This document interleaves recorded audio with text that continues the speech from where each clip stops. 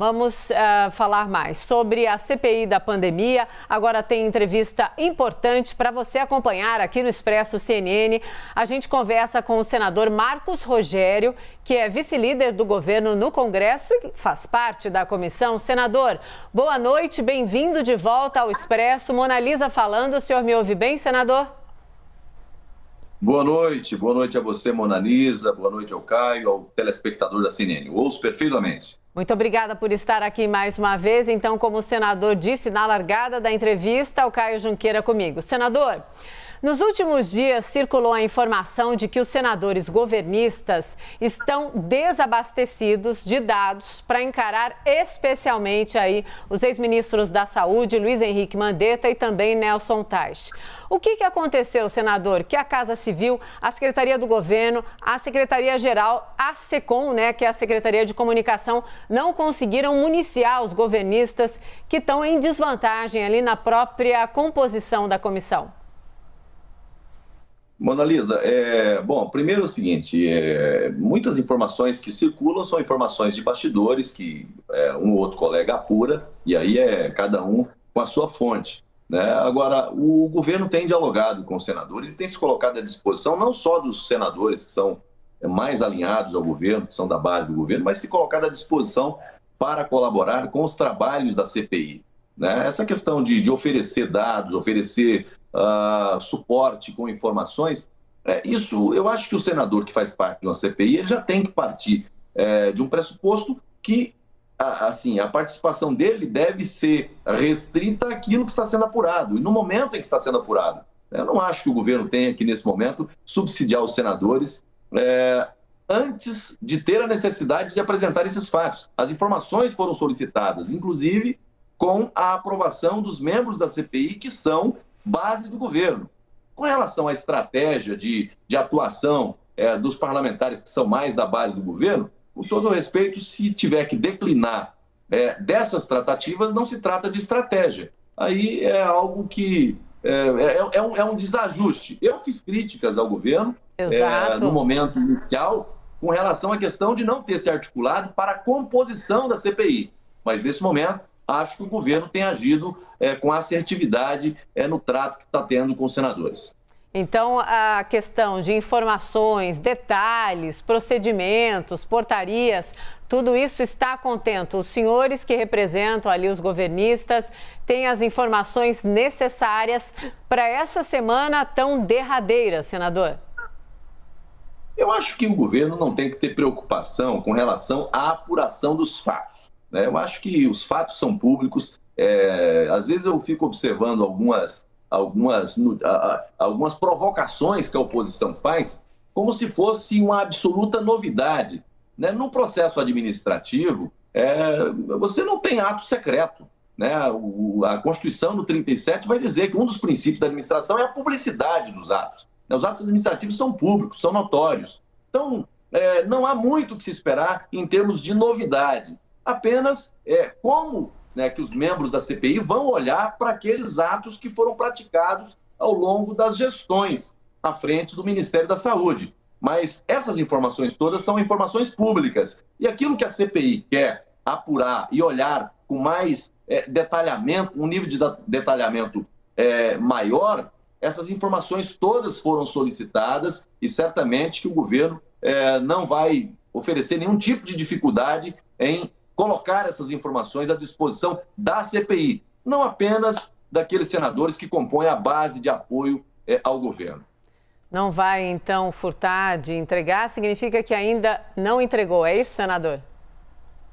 Veja, você tem os prazos regimentais, os prazos constitucionais para serem cumpridos. E são muitas as informações. Eu não tenho conhecimento se o presidente da comissão já recebeu esses documentos, se sim ou se não. Mas você tem os prazos que devem ser cumpridos. E a sonegação de informação ao Congresso Nacional, eu vi a fala inicial do Caio agora há pouco, veja, os crimes de responsabilidade do presidente da República estão definidos em lei federal. E você tem lá um rol taxativo. E sonegar informação ao Congresso Nacional é um tipo de crime de responsabilidade. O governo jamais praticou esse crime e tenho certeza que não o faria nesse momento.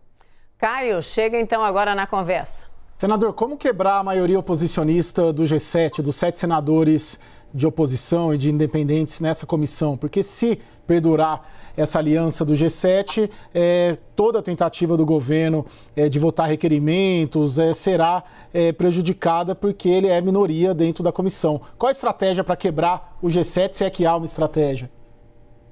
Caio, primeiro que eu não considero que haja ali um grupo fechado de senadores conspirando com relação a um enfrentamento, a um embate direto contra o governo federal. Eu não parto dessa premissa. Eu acho que você teve um movimento ali que foi centrado na eleição para a condução dos trabalhos da CPI para a escolha de relatoria. A partir do momento que você tem esse fato político, a partir daí você tem o conjunto das propostas apresentadas de requerimentos, seja para a busca de informações, compartilhamento de informações, documentos, oitiva de testemunhas, convidados, tudo isso será objeto de deliberação do plenário.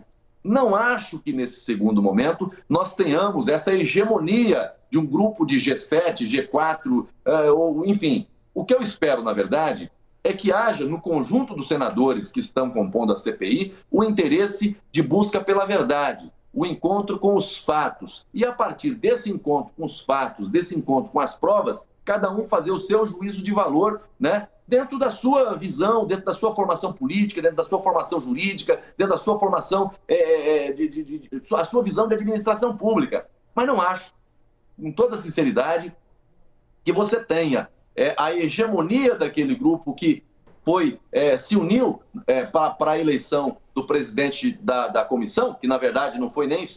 teve membros da base do governo que votou naquela composição também. Então acho que com o passar do tempo, né, haverá aí deliberações em que nós vamos ter votos da base votando com requerimentos da oposição e membros da oposição ou dos independentes votando também requerimentos que são importantes para aprofundar as investigações numa lógica que também interessa ao governo. Senador, o nosso time participa da entrevista. Agora o Fernando Molica faz a pergunta. Molica, boa noite, bem-vindo. Boa noite, senador. Amanhã o primeiro depoimento vai ser do ex-ministro Mandetta, que é do seu partido, o DEM. Ele é até citado como um provável candidato à presidência da República pelo seu partido. Portanto, é um aliado seu.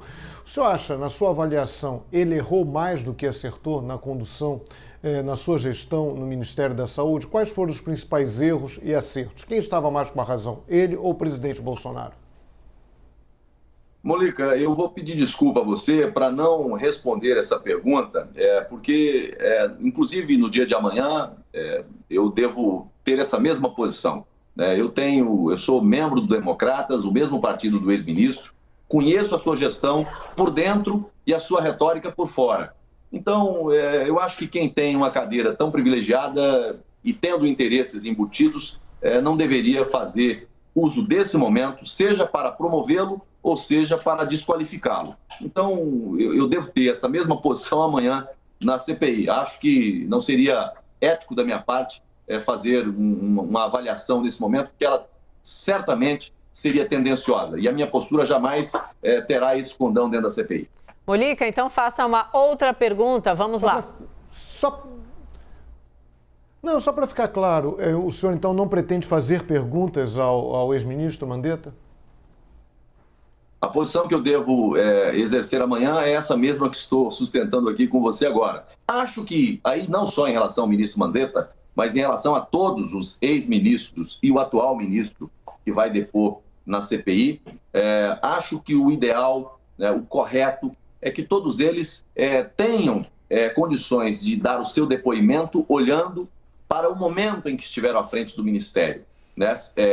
Se limitando a fazer apontamentos, esclarecimentos sobre a sua gestão. Qualquer coisa, qualquer movimento fora disso pode ser caracterizado como uma antecipação eleitoral, um palanque eleitoral, que eu não acho adequado. Né? Então, o limite para a manifestação, para a exposição, é tratar do momento em que foi, dentro das circunstâncias que era, das posições que teve, por que teve, com as informações que tinha, o que foi possível fazer, o que não foi. Cada um dos ministros, acho que deve responder dentro desse limite. O que for fora disso, aí é palpiteiro de plantão. É técnico de futebol escalado fora do time. Não acho que seja o caminho ideal. Sim, senador, se eu bem entendi, Molica, fica aqui ainda. Molica perguntou se ele mais acertou ou errou, né? Então, Molica se referiu a... Tá sumindo, senador? O que aconteceu? Está entrando uma outra imagem do Senado. Isso, senador, não faça isso com o meu coração, senador. Entrevista importante. Quando a gente tem tanto trabalho e tantas reuniões ao longo do dia, tem que fazer a entrevista no telefone. E aí vem surpresinha. Uma ligação e atrapalha a entrevista. Tudo bem, senador. Surpresinha em termos de internet. Imagina, senador, tô brincando. Mas ainda bem que nós temos essa ferramenta, né? Sem dúvida, sem dúvida. Aliás, desde a CNN nasceu com esse desafio de fazer televisão absolutamente diferente em outros padrões e virou padrão para todo mundo fazer do jeito que a gente começou, inclusive, aqui. Agora, senador, então, fazendo essa ressalva, o Molica perguntou exatamente isso, se o ex-ministro mais acertou ou errou no período em que ele esteve ali. E eu emendo a pergunta dizendo, vai ser difícil ser governista e, por exemplo, reiterar o que o governo critica demais em relação ao ex-ministro Luiz Henrique Mandetta, que é aquela questão do momento de procurar o hospital, sobre a falta de ar, dia sim, dia também. Alguém que defende o governo repete o que era orientado lá quando se sabia muito pouco, tanto sobre a Covid e o enfrentamento correto. Mona Lisa, assim, eu não quero fazer juízo de valor aqui em relação a essa passagem do ministro Mandetta. Eu tinha uma relação pessoal muito próxima com ele, viajei com ele ao Rio de Janeiro para visitar o Hospital Federal do Bom Sucesso. Então, eu não quero fazer juízo de valor em relação à atuação dele. Eu estou numa CPI, e numa CPI a gente atua numa esfera como investigador e noutra, na mesma sentada, como julgador. Então, eu não me sinto à vontade para fazer esse julgamento em relação a ele. Agora, obviamente que todas essas questões serão levadas em consideração no momento apropriado. Eu acho que, nesse momento, o papel de todos nós é a busca dos fatos. Sim. Né? É trazer para dentro da CPI as informações, os fatos, a visão de quem estava à frente do Ministério naquele momento.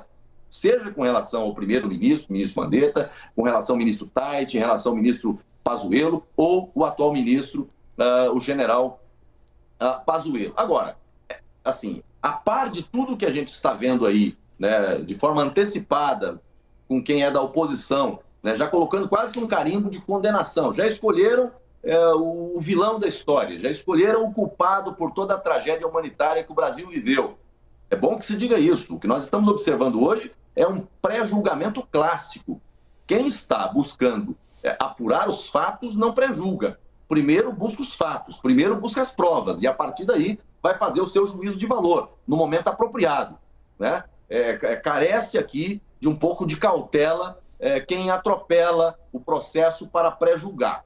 Agora, se nós tivermos que fazer isso aqui, essa regressiva, talvez a gente tenha que envolver mais gente nessa CPI, porque houve um momento em que o governo federal determinou, né, como regra, um comportamento da sociedade, inclusive que interferia nos carnavais Brasil afora, e que houve um apelo eloquente de muitos governantes Brasil afora, do Rio de Janeiro, São Paulo e outros mais, né, para que não, vamos liberar, porque isso aí é uma gripezinha que não vai chegar aqui, isso é um problema da China, isso aí não vai ter efeito.